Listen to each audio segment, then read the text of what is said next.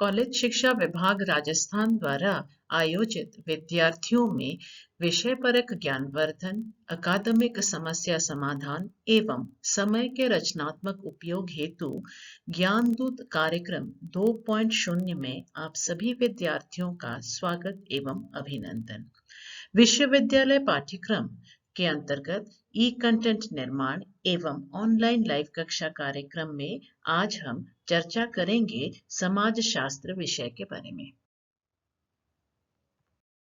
समाज शास्त्र विषय के अंतर्गत आज मैं डॉक्टर सुदेशना परिजा, सह आचार्य समाज शास्त्र, आपके साथ चर्चा करूंगी एम.एन. श्रीनिवास के द्वारा प्रतिपादित प्रभु जाति या डोमिनेंट कास्ट की कॉन्सेप्ट के बारे में।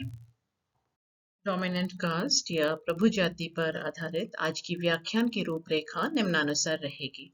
सर्वप्रथम हम अवधारणा के प्रतिपादक एम.एन. श्रीनिवास के संक्षिप्त जीवन परिचय प्राप्त करेंगे एवं उनकी कृतियों के बारे से रूबरू होंगे। तत्पश्चात हम उनके द्वारा बताए गए प्रभु जाति की अवधारणा या फिर उसके अर्थ को समझने का प्रयास करेंगे। उनका उससे तात्पर्य क्या है, प्रभु जाति से तात्पर्य एम.एन. श्रीनिवास का क्या है, उसके बारे में जानकारी प्राप्त करेंगे। प्रभु जाति की विशेषताओं को उल्लेख करेंगे, उनके बारे में जानकारी लेंगे।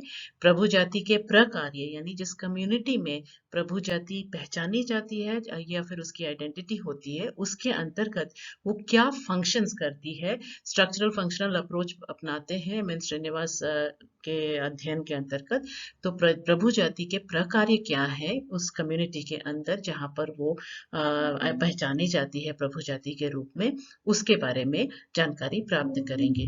प्रभु जाति के बारे में एक आलोचनात्मक विश्लेषण इसके पश्चात हम करेंगे। विभिन्न समाजशास्त्री एवं विभिन्न मानव शास्त्रियों के मत को मद्देनजर रखते हुए इस कॉन्सेप्ट को किस तरह से इस अवधारणा के बारे में एक विश्लेषण करेंगे। उसके बाद हम आज के व्याख्यान की सारांश समराइज करेंगे सारांश के रूप में। एम.एन. श्रीनिवास का जन्म सन 1919 या 1919 में मैसूर स्थित ब्राह्मण परिवार में हुआ था।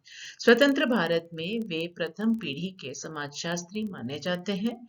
वे राष्ट्र निर्माण की भावना से प्रभावित थे एवं राष्ट्रीय एकता की विचारधारा को बढ़ावा दे रहे थे। भारतीय समाज के अध्ययन में वे क्षेत्रीय अध्ययन को या फील्ड वर्क को या एम्पेरिकल स्टडीज को अधिक महत्वपूर्ण मानते थे। भारतीय समाज के संदर्भ में वेस्टर्न स्कॉलर्स द्वारा जो अध्ययन किए गए थे वे पाठ्य परिदृश्य माने जा सकते हैं और ये पाठ्य परिदृश्य को एक्चुअली एम.एन. श्रीनिवास ने किसी न किसी तरह से कॉन्ट्रडिक्ट किया है और उन्होंने कहा है कि एम्पेरिकल स्टडीज के माध्यम से या इंटेंसिव फील्ड वर्क के गहन क्षेत्रीय अध्ययन के द्वारा जो बातें निकल के आती हैं वो टेक्सचुअल व्यूज के माध्यम से नहीं दिखाई देती हैं। तो जो डायनामिक्स ऑफ कास्ट सिस्टम के बारे में उन्होंने अपने क्षेत्रीय अध्ययन के माध्यम से सामने रखा है, जो एक्चुअली जो रिजिडिटी टेक्सचुअल व्यूज ने दिया है उसको कहीं ना कहीं कॉन्ट्रडिक्ट करके अपने क्षेत्रीय अध्ययन के माध्यम से यह सत्यापित करने की कोशिश की है कि कास्ट सिस्टम एक्चुअल में थोड़ी बहुत फ्लक्चुएटिंग है और रीजनल सिस्टम के रीजन के आधार पर या क्षेत्रीय आधार पर उसमें कई लचीलापन दिखाई देता है, उतना रिजिड नहीं होता है कि जितना कि पाठ्य परिदृश्य के अंतर्गत दर्शाया गया था। नृजातीय अध्ययन या क्षेत्रीय इंटेंसिव फील्ड वर्क के माध्यम से उन्होंने कूर्ग्स ऑफ मैसूर यानी साउथ इंडिया के कूर्ग्स पर उन्होंने अध्ययन किया था और डिटेल से उन्होंने इंटेंसिव फील्ड वर्क के पश्चात जी.एस. खुरे के मार्गदर्शन से उन्होंने विद्या वाचस्पति की उपाधि प्राप्त की थी। तत्पश्चात वे ऑक्सफोर्ड में रैडक्लिफ ब्राउन एवं इवांस प्रिचार्ड के सानिध्य में यथार्थपूर्ण विचारधारा का उन्होंने संयोजन किया था।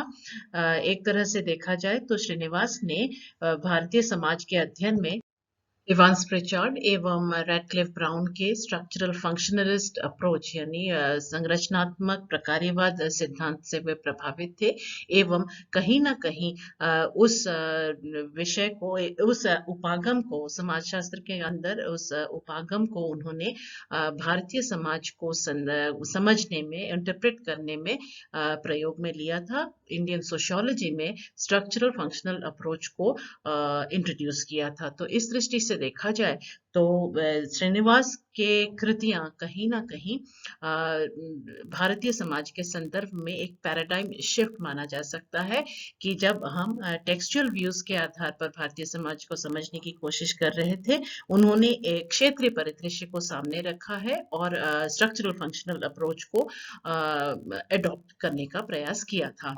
उनकी कुछ मुख्य कृतियां निम्नानुसार रही हैं। 1942 में प्रकाशित हुई थी marriage and family in Mysore नामक पुस्तक। 1952 में उनके द्वारा लिखी गई पुस्तक religion and society among Coorgs of south India प्रकाशित हुई थी। 1955 में इंडियाज विलेजेस, 1962 में caste in modern India and other essays, 1966 में social change in modern India, 1976 में द रिमेंबर्ड विलेज, 1980 में India's social structure and much more, 1986 में dominant caste and other essays, 1977 में dimensions of social change in India, 1998 में Indian society through personal writings and 1998 में ही village caste gender and method नामक पुस्तक उनकी प्रकाशित हुई थी। एम.एन. श्रीनिवास यह मानते थे कि भारतीय समाज के अध्ययन में क्षेत्रीय अध्ययन महत्वपूर्ण है और सटीक अध्ययन, सोशियोलॉजिकल अंडरस्टैंडिंग जो है, समाजशास्त्रीय जो अंडरस्टैंडिंग है वो अधिक फलीभूत होता है क्षेत्रीय अध्ययन के माध्यम से। प्रभु जाति की अवधारणा भी उन्होंने अपने गहन इंटेंसिव फील्ड वर्क के माध्यम से प्रतिपादित किया था। उनका यह मानना था, इस फील्ड वर्क के अंतर्गत उन्होंने ये पाया, ये देखा था कि जाति व्यवस्था में जो ट्रेडिशनल व्यूज है, जाति व्यवस्था को रिजिड मानती थी, जहां पर गतिशीलता की कोई संभावना होती नहीं थी। यानी जो सामाजिक परिस्थिति थी, गतिशीलता, जो सामाजिक परिस्थिति व्यक्ति को प्राप्त होता था जाति समूह के सदस्य होने के नाते, वह प्रदत्त थी। यानी एस्क्राइब्ड स्टेटस सोशल सिस्टम, जाति व्यवस्था के अंतर्गत या कास्ट सिस्टम के अंतर्गत निहित था। परंतु इस गहन फील्ड वर्क के बाद, वास्तव में फील्ड में जाने के बाद, श्रीनिवास ने यह पाया कि गतिशीलता कुछ हद तक संभव है, क्योंकि जाति व्यवस्था के अंतर्गत ही कुछ हद तक असंभव है। वह इसलिए क्योंकि व्यक्तियों की आकांक्षा रहती है कि वो उच्च पद को या फिर उच्च पद को प्राप्त करें और उसके लिए वो हमेशा प्रयासरत रहते हैं। यह पाया था उन्होंने। तो गतिशीलता जो परंपरागत विचार के अंतर्गत कास्ट सिस्टम में नहीं पाई जाती थी, वह संभवपर है अपने कास्ट सिस्टम के अंतर्गत। वो उन्होंने संस्कृतिकरण का या संस्कृताइजेशन की कॉन्सेप्ट को सामने रखा, कुछ वेस्टर्नाइजेशन के कॉन्सेप्ट को भी उन्होंने सामने रखा, भारतीय समाज के सोशल चेंज की प्रक्रिया को समझने के लिए, सामाजिक परिवर्तन की प्रक्रिया को समझने के लिए। उसी तरह से उन्होंने प्रभु जाति की कॉन्सेप्ट जो है, डोमिनेंट कास्ट की जो कॉन्सेप्ट है, with in the caste system कैसे गतिशीलता संभव पर है, कैसे जाति समूह अपने परिस्थिति में सुधार लाने के लिए या फिर उस कास्ट हायरार्की में ऊपर बढ़ने के लिए कैसे प्रयासरत रहते हैं, यह जताने की कोशिश की थी। ये एक छोटा सा एग्जाम्पल हम देख सकते हैं जिसके माध्यम से rigidity of the caste system नजर नहीं आता है।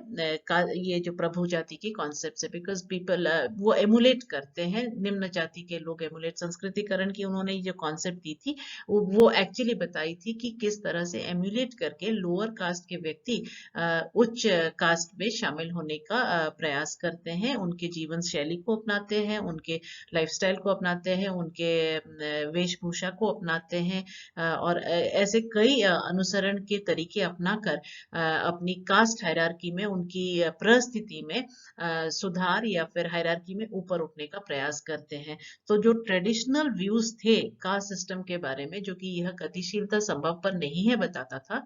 श्रीनिवास के विचार अनुसार with in the caste system या जो जाति व्यवस्था के अंदर भी यह गतिशीलता संभव है, यह बताने का उन्होंने प्रयास किया था।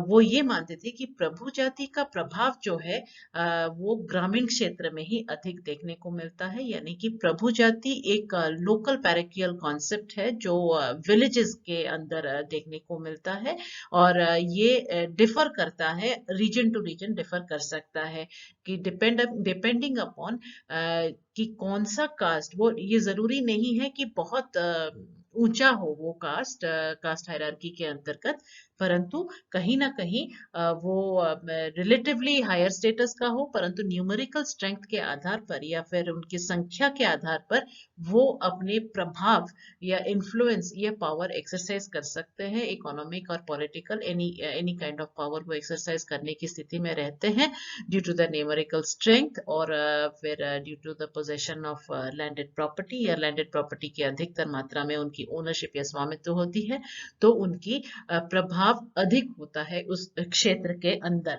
तो ये क्षेत्रीय अवधारणा है, और ये डिफर कर सकता है किसी दूसरे क्षेत्र के अंतर्गत। तो जो एक्चुअली इस अवधारणा के माध्यम से, प्रभु जाति की अवधारणा के माध्यम से श्रीनिवास ने ये समझाने का प्रयास किया था कि जो जाति व्यवस्था है उसमें एक तो गतिशीलता की संभावना है एवं गुंजाइश है, और दूसरी बात यह कि प्रभु जाति का प्रभाव जो है लोकल विलेज लेवल पर अधिक नजर आता है, या प्रभु जाति जो किसी एक विलेज में होती है वो शायद दूसरे विलेज में वो अलग हो सकती है।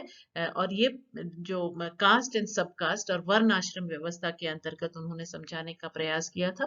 Traditional view of caste system जो है वो वर्णों के आधार पर जाति व्यवस्था को बताने का, समझाने का, इंटरप्रेट करने के माध्यम बताते हैं, जबकि कास्ट जो है is already understood interpreted to be a local concept. तो कास्ट अधिक होते हैं, जबकि ये सारे कास्ट कहीं ना कहीं वर्णों में जाकर सम्मिलित हो जाते हैं, 4 वर्णों के आधार पर जो हिंदू सोशल फोल्ड के अंदर माने जाते हैं। तो ये उन्होंने बेसिकली कास्ट की बात करी है, नॉट अबाउट द वर्ण व्यवस्था, जो कि रिजिड सिस्टम होता था जहां पर मोबिलिटी संभव पर नहीं हो रही थी। श्रीनिवास के अनुसार प्रभु जाति यानी डोमिनेंट कास्ट वह कास्ट होती थी एट द विलेज लेवल, एक कम्युनिटी लेवल पर, एक ऐसी कास्ट जो कि एक प्रिविलेज्ड पोजीशन में होती थी, कि पावर एक्सरसाइज कर सके, वहां पर अपना इन्फ्लुएंस रख सके विलेज कम्युनिटी के ऊपर। तो विलेज कम्युनिटी के अंदर वह सबसे प्रभावशाली होते थे, सबसे इन्फ्लुएंशियल होते थे, और यह इन्फ्लुएंस इनको कई कारकों से या फिर कई कारणों से प्राप्त हो सकता था। तो जब हम प्रभु जाति की विशेषताओं का उल्लेख करेंगे तब हम ये जान सकेंगे कि किन आधारों पर ये वो उस पोजीशन तक पहुंचते थे, उस स्थिति तक पहुंचते थे कि वो पावर एक्सरसाइज कर सके उस विलेज कम्युनिटी के अंदर। पहली बात थी कृषि योग्य जमीन जितना होता है विलेज कम्युनिटी के अंदर, उसके स्वामित्व जो कास्ट रखता है, जो कास्ट उसकी ओनरशिप में सबसे ज्यादा महत्वपूर्ण होता है, हम बहुत ज्यादा मात्रा में ओन करते हैं वो विलेज कल्टिवेबल लैंड को, वो जाति ज्यादातर प्रभु जाति होने की संभावनाएं उसमें ज्यादा थी, क्योंकि विलेज इकोनॉमी एक ऐसा इकोनॉमी होता था जो कृषि प्रधान होती है। तो कृषक के रूप में उनकी क्या भूमि रहती है, डिपेंड करता है कि वो कितनी ओनरशिप रखते हैं लैंडेड प्रॉपर्टी का, या लैंड ओनरशिप कितना रखते हैं, कि कृषि योग्य जमीन उनके पास कितनी है, स्वामित्व उन पर कितना है, यह इस बात को निर्धारित करेगा कि वो कितना इन्फ्लुएंस कर सकते हैं। तो दूसरी बात ये थी कि उस विलेज में, उस कम्युनिटी के अंदर जाति में रिलेटिवली एक हायर पोजीशन होना जरूरी है, क्योंकि ये माना जा सकता है, क्योंकि हायर कास्ट या रिलेटिवली हायर कास्ट एकदम से नंबर 1 कास्ट पे नहीं, रैंक ऑर्डरिंग में नंबर 1 ना होकर उसके नीचे हो, परंतु एकदम निम्न स्थान पे नहीं, क्योंकि निम्न स्थान के ये आशा की जाती है, एकदम निम्न स्थान ऑक्यूपाई करने वाला जाति अधिकतर बहुत सारी सुविधाओं से वंचित रह जाता है, या हिंदू फोल्ड के अनुसार यह माना जाता है कि एकदम से निम्न जाति जो है वो कई सुविधाओं से वंचित रहते हैं। तो श्रीनिवास ने अपने अध्ययन में ये पाया था कि जो जाति प्रभु जाति की जब वो बात करते हैं, उस जाति के रूप में क्वालिफाई करने के लिए यह जरूरी है कि वो जाति पदानुक्रम में या फिर हायरार्की में रिलेटिवली एक हायर पोजीशन में हो, यद्यपि एकदम हाईएस्ट पोजीशन में नहीं होकर एक हायर पोजीशन में रहे। लोकल हायरार्की के अंतर्गत, लोकली भी हायरार्की होती है, तो कास्ट क्योंकि लोकल कॉन्सेप्ट है, क्योंकि कास्ट एक स्थानीय अवधारणा है, तो उस स्थानीय स्तर पर या लोकल स्तर पर जब उस हायरार्की में क्या पोजीशन है, ये तय करेगा कि कौन सी जाति डोमिनेंट होगी। और तीसरा महत्वपूर्ण जो विशेषता श्रीनिवास उल्लेख करते हैं वह है उस समूह की सांख्यिकीय बल। अगर न्यूमेरिकल स्ट्रेंथ ज्यादा है, कृषि योग्य जमीन अधिक है, पर स्वामित्व उस कास्ट का है, और तीसरा ये कि वो लोकल हायरार्की में एक रिलेटिवली हायर पोजीशन ऑक्यूपाई कर रहे हैं, तो निश्चित है कि ये इस जाति समूह को उस लोकेलिटी में या उस विलेज में डोमिनेंट कास्ट माना जा सकता है। बाद में उन्होंने अध्ययन के अंतर्गत यह पाया कि कई ऐसे जातियां होती हैं जो पाश्चात्य शिक्षा, कई प्रशासन में कई सेवा या रोजगार के अवसर प्राप्त करके, कुछ राजनीतिक प्रभाव एक्सरसाइज करने के लिए सक्षम होकर भी डोमिनेंट कास्ट के रूप में क्वालिफाई कर सकते हैं, योग्यता रख सकते हैं। तो बाद में उन्होंने ये सारी विशेषताएं अपने अध्ययन के अंतर्गत सम्मिलित किए थे। प्रभु जाति के संदर्भ में अध्ययन के अंतर्गत यह विशेषताएं भी उन्होंने सम्मिलित किए थे। तो ये भी उन्होंने नोटिस किया था कि प्रारंभ में प्रभुत्व गांव के स्तर पर हो सकता है, और फिर रीजनल स्तर पर भी वही जाति क्षेत्रीय स्तर पर भी डोमिनेंस या प्रभुत्व एक्सरसाइज कर सकती है। तो जाति प्रभु जाति की विशेषताओं का उल्लेख करते हुए हम ये कह सकते हैं कि वह एक ऐसी जाति है जो कृषि योग्य भूमि पर स्वामित्व करता है, रखता है, जाति पदानुक्रम में उच्च स्थान रखता है, सांख्यिकीय बल है, एवं पाश्चात्य शिक्षा भी प्राप्त करके उच्च परिस्थिति प्राप्त करते हैं, प्रशासन में सेवा एवं रोजगार के अवसर उनको प्राप्त होते हैं, राजनीतिक प्रभाव रखते हैं जिससे कि वो शक्ति का प्रयोग कर सके। प्रारंभ में प्रभुत्व गांव के स्तर पर होता है, और फिर बाद में क्षेत्रीय स्तर पर एक्सरसाइज की जा सकती है। तो श्रीनिवास के अनुसार प्रभु जाति को प्रभु जाति होने के लिए ये इन विशेषताओं को का होना, हर प्रभु जाति में ये विशेषताएं देखने को मिल सकती हैं। श्रीनिवास ने प्रभु जाति के अध्ययन के अंतर्गत उसके प्रकारों का उल्लेख किया है। उन्होंने actually basically structural functionalist approach यानी संरचनात्मक प्रकार्यवाद उपागम को समाजशास्त्र के अंतर्गत इस उपागम को अध्ययन के अंतर्गत सम्मिलित किया था। इसके चलते उन्होंने प्रभु जाति के प्रकारों के बारे में उल्लेख किया है। उन्होंने संस्कृताइजेशन की कॉन्सेप्ट या अवधारणा का प्रतिपादन भी किया था, जिसमें कि उन्होंने ये कहा था कि लोअर कास्ट के लोग या निम्न जाति के लोग किसी उच्च जाति के लोगों को रेफरेंस मॉडल मानते हुए, संदर्भ समूह मानते हुए उनके जीवन शैली को अपनाते हैं, उनके कार्यशैली को अपनाते हैं और वेशभूषा को अपनाते हैं, और उनके लाइफस्टाइल को अपनाकर उस जाति में सम्मिलित होने की आकांक्षा से इस एमुलेशन को वो एमुलेशन मॉडल संदर्भ समूह मानते हुए उस जाति में सम्मिलित होने की आकांक्षा से, जैसे मॉर्टन के रेफरेंस ग्रुप थ्योरी के संदर्भ में इसको समझा जा सकता है, जिसमें कि वो उस ग्रुप में सम्मिलित होने की इच्छा से, आकांक्षा से वो जीवन शैली अपनाते हैं। तो प्रभु जाति एक ऐसा जाति है, ऐसी जाति है जो कि रेफरेंस मॉडल बन सकता है विलेज कम्युनिटी के अंदर। तो निम्न जातियों के लिए यह संदर्भ प्रारूप के रूप में कार्य करती है विलेज कम्युनिटी के अंदर। दूसरा दूसरा प्रकार है जो उल्लेख करते हैं श्रीनिवास, वो यह है कि समुदाय में मूल्य एवं प्रतिमान का भी निर्धारण करती है ये प्रभु जाति। जो रोल मॉडल्स के होने चाहिए, जो वैल्यूज होते हैं, मूल्य होते हैं, सोशल वैल्यूज होते हैं, जो एक्सपेक्टेड आदर्श प्रारूप आदर्श व्यवहार होते हैं, उनको निर्धारित करने के लिए प्रभु जाति एक महत्वपूर्ण भूमिका निभाती है। तथा उसके अंतर्गत किस तरह से सामाजिकरण हो पाए कि इन आदर्श मूल्यों का या आदर्श प्रतिमान का प्रारूप का आदर्श प्रतिमानों का पालन किया जा सके उस कम्युनिटी के मेंबर्स के द्वारा, वह सुनिश्चित करने का कार्य प्रभु जाति करती है, क्योंकि इसका निर्धारण भी वही जाति ही करती है उस कम्युनिटी के अंदर।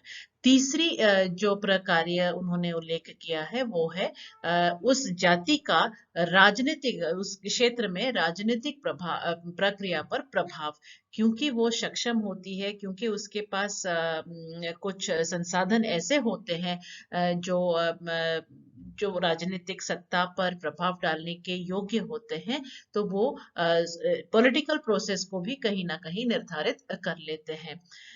एक और विशेषता वो बताते हैं कि ग्रामीण अर्थव्यवस्था क्योंकि मुख्यतः कृषि पर आधारित है, तो और एवं वो श्रीनिवास ने ये भी कहा है कि जो कल्टिवेबल लैंड है गांव के अंदर या जो समुदाय के अंदर, कल्टिवेबल लैंड की ओनरशिप जो है एक मुख्य विशेषता होती है किसी भी कास्ट को डोमिनेंट कास्ट होने के लिए। अर्थात ये माना जा सकता है कि क्योंकि उनके पास स्वामित्व होता है उस अर्थव्यवस्था को कंट्रोल करने के लिए, तो जजमानी सिस्टम हो या फिर कोई एक वहां पर की अर्थव्यवस्था जो कृषि प्रधान होती है उसको कंट्रोल करने के लिए भी ये कंट्रोल भी कर सकते हैं। तो प्रभु जाति का प्रकार्य यह भी है कि वो ग्रामीण अर्थव्यवस्था पर नियंत्रण रख सके। कई प्रजातांत्रिक संस्थाएं हैं, कोई कल्याणकारी योजनाएं हैं, वो किस तरह से निर्धारित होगी और समूह कल्याण के लिए कौन सी योजनाएं उपयुक्त रहेंगी, उसमें भी उनका इन्फ्लुएंस रहता है, प्रभाव रहता है।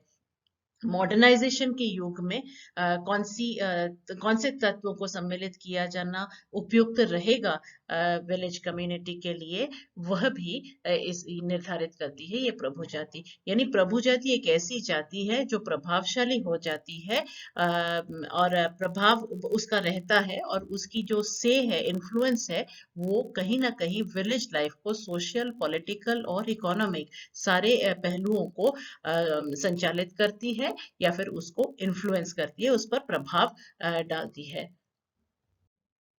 प्रभु जाति जो है अपनी प्रभुत्व बनाए रखने के लिए कई प्रयास करते हैं या प्रयासरत हमेशा रहते हैं।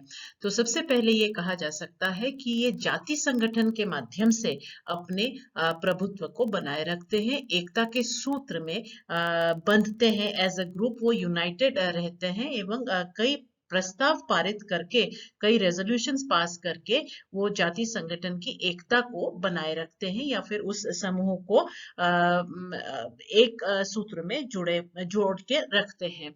दूसरी बात ये दूसरा वो प्रयास ये कर सकते हैं या करते हैं, जो श्रीनिवास ने ऑब्जर्व किया है, उनके अवलोकन के द्वारा बताया है, वह यह है कि वो अपने कई ऐसे रिचुअल्स हैं, कई ऐसे तरीके हैं जो बताते हैं कि जो वो कर रहे हैं वो पवित्र है, एवं वो किसी अन्य क्रिया से या अन्य समूह से जो प्रदूषित माना जा सकता है, उनकी क्रियाएं जो प्रदूषित मानी जैसे उससे कई गुना भिन्न है। तो प्यूरिटी और पोल्यूशन की जो कॉन्सेप्ट्स हैं, उनका वो जो आइडियोलॉजीज हैं, जो प्यूरिटी और पोल्यूशन की जो विचारधारा है, वो यूज करके कई बार अपने जो प्रभुत्व को या डोमिनेंस को रिटेन करते हैं, उसको बनाए रखने में काम में लेते हैं। तीसरी बात वो ये कर सकते हैं कि कई निर्माण आदर्शों का निर्माण करते हैं, लेजेंड्स क्रिएट करते हैं कि अमुक व्यक्ति ने हमारे ऐसे हीरोइक एक्ट किया है और उसके अनुसरण हमें करना चाहिए। तो ऐसे मॉडल्स, कई मॉडल्स और व्यक्तिगत आदर्श भी बनाकर वो एग्जाम्पल्स के रूप में सेट करते हैं कि दूसरे उसको उसका अनुसरण करें या फिर उससे जुड़े रहें। एक और उपाय वो काम में ले सकते हैं, वो है रेटोरिक्स का या वक्तृता का, जिसमें कि वो कई नैरेटिव्स का यूज कर सकते हैं अपने पिछड़ेपन को दर्शाने के लिए या तो फिर अपने सक्सेस को दर्शाने के लिए, जिससे कि उनके ग्रुप की या उस जाति समूह की यूनिटी बनी रहती है, वो जुड़ी हुई रहती है। तो सबसे प्रभावशाली होती है जाति की संगठन या जो कास्ट एसोसिएशंस है, उसके माध्यम से जो डोमिनेंट कास्ट है वो अपना प्रभुत्व बनाए रखने के लिए हमेशा प्रयासरत रहता है। श्रीनिवास के द्वारा प्रतिपादित प्रभु जाति की अवधारणा की और की प्रति जो प्रतिक्रियाएं दर्शाई गई हैं, उसके बारे में एक आलोचनात्मक विश्लेषण अब हम करेंगे। गे लॉम्बेट का मानना है, जो कि जिन्होंने की दलितों पर बहुत काम किया है, गे लॉम्बेट का मानना है कि दलितों की संख्या बहुत अधिक है, परंतु उनको प्रभु जाति नहीं माना जा सकता है या फिर श्रीनिवास उनको नहीं मानते हैं। श्रीनिवास ने अपने डेफिनेशन में ये कहा था या फिर एक विशेषताओं में यह बताया था कि प्रभु जाति को प्रभु जाति कहलाने के लिए उनकी न्यूमेरिकल स्ट्रेंथ अधिक होनी चाहिए। तो गेलोम्बिट का मानना है कि दलितों की संख्या अधिक होने पर वो प्रभु जाति क्यों नहीं कहलाए जा सकते। उस तरह से घनश्याम शाह ने ये माना है कि जो व्याख्या जो कॉन्सेप्ट सामने रखा है श्रीनिवास ने, उन्होंने बेसिकली किसी एरिया के इकोनॉमिकली स्ट्रॉन्गर ग्रुप को या आर्थिक रूप से सशक्त ग्रुप को माना है डोमिनेंट कास्ट। तो इट इज एक तरह से देखा जाए तो क्लास मोबिलाइजेशन का कार्य करती है। जो कॉन्सेप्ट उन्होंने दिया है डोमिनेंट कास्ट और संस्कृताइजेशन का, बेसिकली कास्ट मोबिलाइजेशन के मॉडल्स माने जा सकते हैं। इस तरह से योगेश अट्टल का मानना है कि प्रभु जाति को अनेक स्तरों में अनेक अर्थों में समझा जा सकता है। विलेज लेवल पर अगर कोई डोमिनेंट कोई फैमिली डोमिनेट कर सकती है और स्टेट लेवल पर कास्ट डोमिनेट कर सकती है एवं नेशनल लेवल पर अनेक डोमिनेंट कास्ट डोमिनेट कर सकती है। तो श्रीनिवास ने यहाँ स्पष्ट नहीं किया है कि वो किस स्तर पर डोमिनेंट कास्ट की कॉन्सेप्ट के बारे में व्याख्या कर रहे हैं या समझाने का प्रयास कर रहे हैं। इस तरह से श्रीनिवास यह नहीं स्पष्ट करते कि जो चेंज है नॉन हिंदू कास्ट में, जो मोबिलाइजेशन है या फिर जो चेंजेस होती हैं, जो एमुलेशन के प्रोसेसेस दिखाई देते हैं, जैसे योगेंद्र सिंह ने भी नोटिस किया था कि भारतीय समाज में कई नए प्रभाव रहे हैं, इस्लामीकरण रहा है, पश्चिमीकरण रहा है, इत्यादि इत्यादि। तो उन सब प्रोसेसेस ऑफ चेंज को एक्सप्लेन करने के लिए जो एम एन श्रीनिवास का कॉन्सेप्ट है प्रभु जाति का, वो इतना सक्षम नहीं है। योगेंद्र सिंह यह भी मानते हैं कि अभी जो केंद्र बिंदु है अध्ययन की या अवलोकन का केंद्र जो है, माइक्रोकॉज्म ऑफ इंडियन सोसाइटी जो है, वो विलेज नहीं होकर अर्बन एरियाज भी हो गई है। तो इसके चलते जब हम प्रभु जाति की कॉन्सेप्ट को समझे तो वहां पर विलेज को as the focal unit of analysis माना जाता है। ये अभी आज की स्थिति में यथार्थ नहीं है या उपयुक्त नहीं है, ऐसा योगेंद्र सिंह का मानना है। मार्क्सवादी एंगल से आर्ग्यू करते हुए राधा कमल मुखर्जी का मानना है कि आज की तारीख में जो चेंजेस हो रही हैं, नगरीय क्षेत्र में निर्मित संरचनाएं जो होती हैं वो गांव उनको प्राप्त करते हैं या गांव उस क्षेत्र को अपनाते हैं, जो कि उस संरचना को अपनाते हैं जो कि अर्बन क्षेत्र के अर्बन परिवेश में या नगरीय परिवेश में निर्मित होते हैं, उन स्ट्रक्चरल फीचर्स को अपनाते हैं। इसी तरह से ये कहा जाता है कि प्रभु जाति में भी गुटबाजी देखने को मिल सकती है। कई ऐसे फैक्शंस हो सकते हैं, तो कई ऐसे फैमिलीज ही होंगे जो कि इन्फ्लुएंशियल होती हैं with in the dominant caste, या डोमिनेंट कास्ट के अंदर ही कुछ ऐसे परिवार हैं जो कि इन्फ्लुएंस एक्सरसाइज करते होंगे, और उसको हम डोमिनेंट कास्ट को कंप्लीट कास्ट ग्रुप के लिए एप्लीकेबल बना देते हैं। कुछ ऐसी आलोचनाएं भी सामने आई हैं। इसी तरह से यह मानते हैं कई समाजशास्त्री कि श्रीनिवास ने इंटरेस्ट ग्रुप्स के बारे में कोई चर्चा नहीं की है, जब उन्होंने इंटरेस्ट ग्रुप्स या स्वार्थ या लाभकारी समूहों की बारे में कोई चर्चा नहीं की है, जब उन्होंने प्रभु जाति की कॉन्सेप्ट को प्रतिपादित किया है। इस व्याख्यान के मुख्य टेक अवे पॉइंट्स निम्नानुसार हैं। सारांश इस प्रकार से किया जा सकता है आज के व्याख्यान का। श्रीनिवास ने क्षेत्रीय अध्ययन पर बल दिया। प्रभु जाति का प्रभाव ग्रामीण क्षेत्र के संदर्भ में की गई है। संस्कृतिकरण का प्रारूप माना जाता है डोमिनेंट कास्ट या प्रभु जाति। सामाजिक, राजनीतिक एवं अर्थव्यवस्था पर प्रभाव एवं नियंत्रण रखता है कम्युनिटी लेवल पर प्रभु जाति की विशेषताओं के बारे में हमने डिटेल से उल्लेख किया है। भारत में सामाजिक परिवर्तन एवं प्रभु जाति के संदर्भ में कुछ बातों को हमने सामने रखा है, और हमने विश्लेषण किया है, विभिन्न समाज शास्त्रियों के प्रतिक्रियाओं को दर्शाया गया है आज के इस क्लास में। आज की कक्षा में हमने एम.एन. श्रीनिवास के द्वारा प्रतिपादित प्रभु जाति की अवधारणा के बारे में चर्चा किया है। आशा करती हूँ कि आप सभी विद्यार्थी इस व्याख्यान द्वारा लाभान्वित हुए हैं।